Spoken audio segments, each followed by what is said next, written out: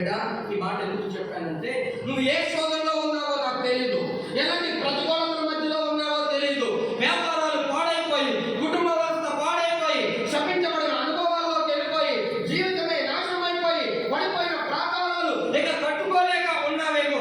దేవుడు చెప్తున్నాడు, పడిపోయిన నీ కుటుంబాన్ని, పాడైపోయిన నీ జీవితాన్ని, పతనమైపోయిన నీ జీవితాన్ని, శపించబడిన అనుభవాల్లో నుండి నేను నిన్ను బయటకు తీస్తున్నాను.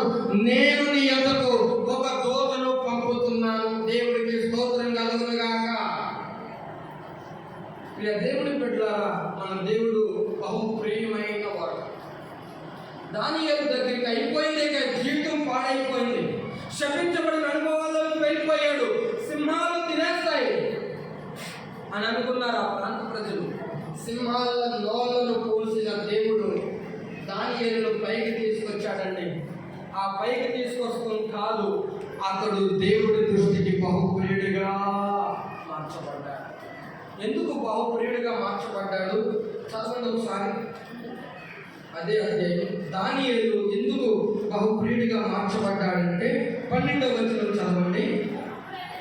అప్పుడు అతడు దానియేలు, అదిగో దేవుని దూత దానియేలు చెరసాలలో నిలబడినప్పుడు దానియేలుతో దేవుడి దూత చెప్తుంది, దానియేలు చదువుతుంది, దానియేలు నువ్వు భయపడవద్దు, నీవు తెలుసుకొనవలనని. దానియేలు నువ్వు భయపడొద్దు. ఎందుకు భయపడుతున్నావు దానియేలు? నేను ఎవరినో తెలుసా?